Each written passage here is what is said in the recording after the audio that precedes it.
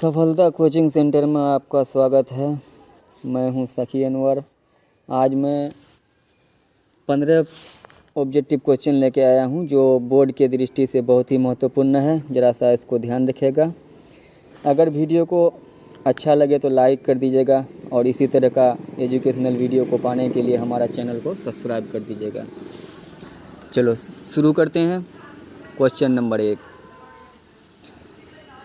5 + 3√2 है परिमेय संख्या, अपरिमेय संख्या, पूर्णांक, इनमें से कोई नहीं। तो इसका सही जवाब होगा ऑप्शन नंबर बी। चलिए तो आगे बढ़ते हैं क्वेश्चन नंबर 2 की तरफ। क्वेश्चन नंबर 2 हमारा क्या कह रहा है, निम्न में कौन अभाज्य संख्या है। तो देखिए अभाज्य संख्या किसको बोला जाता है, जो संख्या खुद के अलावे किसी से भाग न लगे उसे अभाज्य संख्या बोला जाता है। तो ऑप्शन नंबर ए है 28, ऑप्शन नंबर बी है 69, ऑप्शन नंबर सी है 71 और ऑप्शन नंबर डी है 63। तो इसका सही जवाब होगा ऑप्शन नंबर सी।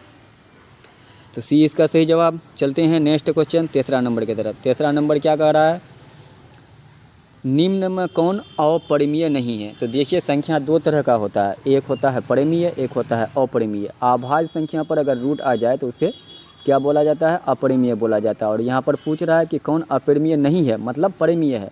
तो ऑप्शन नंबर सी देखोगे यहाँ तो √25 है। √25 का वर्गमूल निकालेंगे 5/1 जिसे p/q के रूप में लिखा जा सकता है। तो इसका सही जवाब क्या हो जाएगा, ऑप्शन नंबर सी। चलिए बढ़ते हैं अगले क्वेश्चन की तरफ। अगला क्वेश्चन नंबर 4 क्या कह रहा है, निम्नलिखित में किस परिमेय संख्या का दशमलव प्रसार शांत होगा। तो दशमलव प्रसार किसका शांत होता है, जिसका हर में पावर 2 के रूप में या 5 के रूप में होता है।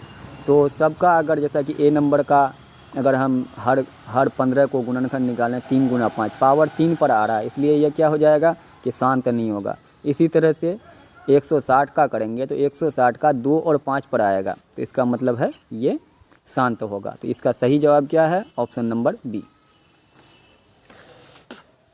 चलिए नेक्स्ट क्वेश्चन की ओर बढ़ते हैं। Question number 6। क्वेश्चन नंबर 6 क्या कह रहा है, क्वेश्चन नंबर 5। क्वेश्चन नंबर 5 क्या कह रहा है, 2 लगातार सम संख्याओं का महत्तम समार्थक होता है। यानी कि सम क्या, सम संख्या ऐसी संख्या को बोला जाता है जो 2 से भाग लगे। यानी कि अगर एक 10 लेते हैं तो लगातार उसका 12 होगा, एक अगर 20 लेते हैं दूसरा 22 होगा। तो 10 और 12 का एचसीएफ क्या हो जाएगा, तो जाहिर सी बात है कि 10 और 12 का एचसीएफ 2 होगा। तो इसका सही जवाब क्वेश्चन नंबर सी। दोस्तों आप लोगों का वीडियो कैसा लग रहा है कमेंट में ज़रूर बताएंगे। अगर आप इसी तरह से एजुकेशनल वीडियो पाना चाहते हैं या किस टॉपिक पर वीडियो पाना चाहते हैं तो उसके लिए हमको कमेंट में लिखेंगे। चलिए बढ़ते हैं क्वेश्चन नंबर 6 की तरफ। क्वेश्चन नंबर 6 कह रहा है, यदि अल्फ़ा तथा बीटा द्विघात बहुपद x² + x - 2 के शून्यक हो तो 1/α जोड़ 1/बीटा का मान होगा। तो 1/α और 1/बीटा जिसको अगर हम हल करेंगे रफ में तो -b/c बनता है। क्या बनता है, -b/c। तो -b/c बनता है। तो इसका b क्या है, 1 है और c क्या है, -2। -b/c -1/-2 माइनस से माइनस कैंसिल हो जाएगा तो +2 बचेगा। तो +2 क्या है ऑप्शन में, ऑप्शन नंबर डी इसका सही आंसर, ऑप्शन नंबर डी। चलिए नेक्स्ट क्वेश्चन की तरफ बढ़ते हैं। नेक्स्ट क्वेश्चन हमारा क्या है, यदि किसी समांतर श्रेणी का nवां पद an + b हो तो इसका पदांतर होगा। तो सबसे पहले इसको हम इसको AP के रूप में सजाना होगा। अगर हम a का मान 1 लेते हैं तो an + b, a × 1 जोड़ b, a + b हो गया। इसी तरह से अगर हम a का मान 2 लेते हैं तो यह हो जाएगा 2a + b। अब 2a + b से घटाएंगे a - b को तो क्या बचेगा, 2a से a चला गया, a + b - b कैंसिल हो जाएगा। तो इसका क्या बचेगा, सिर्फ b बचेगा। तो b कहाँ पर है, ऑप्शन नंबर ए में है, तो 7 का a। चलिए आगे बढ़ते हैं। 8 नंबर है। 8 नंबर में बिंदु 6 - 5 का भुज है। तो देखिए किसी भी कोऑर्डिनेट में पहला वाला जो मान होता है वो क्या होता है, भुज होता है, और दूसरा वाला मान क्या होता है, कोटि होता है। तो पहला वाला मान क्या है, इसमें 6 है तो 6 का भुज क्या हो जाएगा,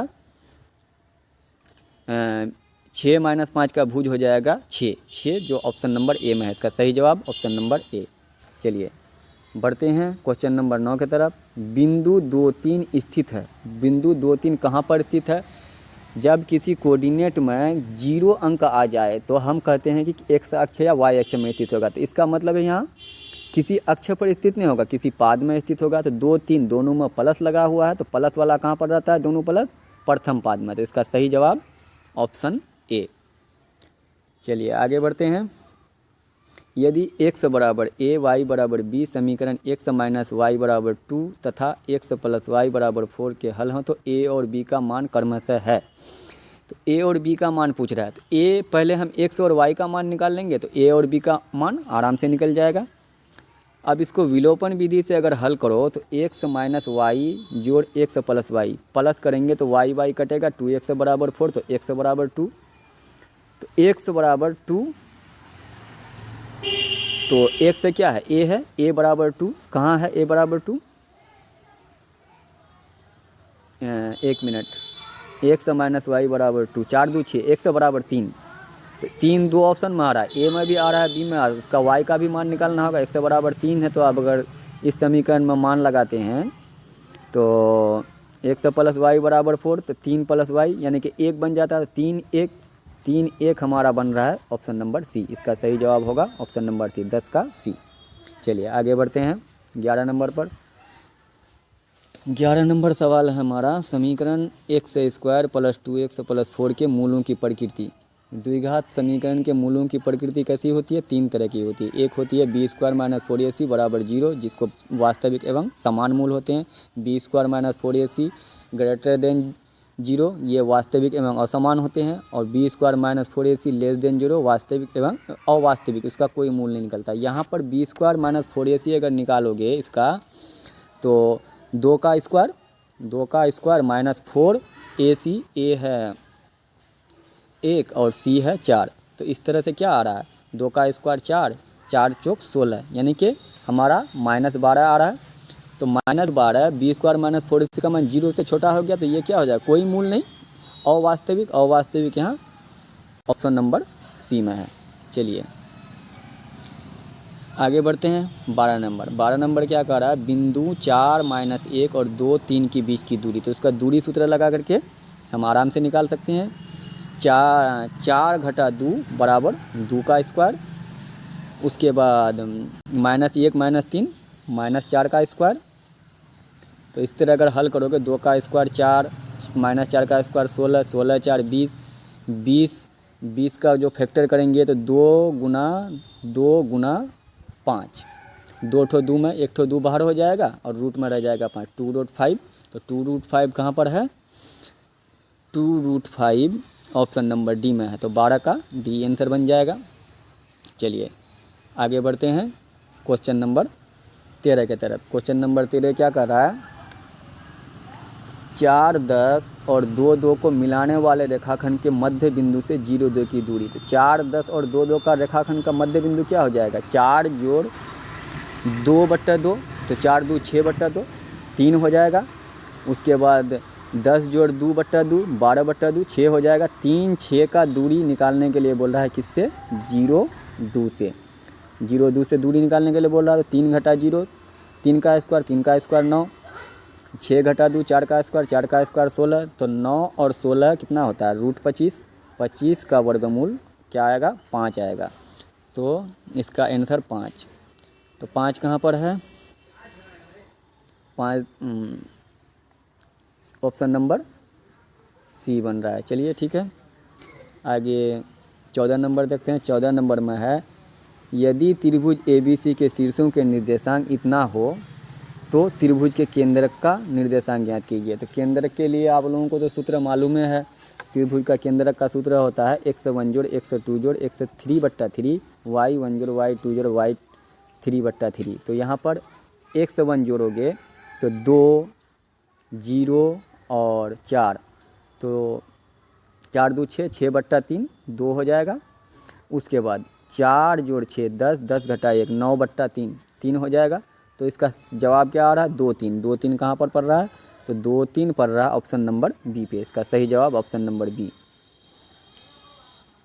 15 नंबर सवाल है, यदि बिंदु 1, 2, 0, 0 ए बी संरेख हो तो इसका मान क्या होगा। तो दोस्तों इसके लिए हमको रफ करना पड़ेगा, तो यहाँ पर पॉसिबल नहीं है, इसलिए इस सवाल को रोक रहे हैं। आपको ये वीडियो कैसा लगा, अगर अच्छा लगा हो तो लाइक कर दीजिएगा, चैनल को सब्सक्राइब कर दीजिएगा। और इसी तरह का वीडियो पाने के लिए अगर आप और भी चाहते हैं, किस टॉपिक पर वीडियो चाहते हैं, किस मैथ पर चाहते हैं, तो आप हमको कमेंट सेक्शन में ज़रूर बताएंगे। धन्यवाद।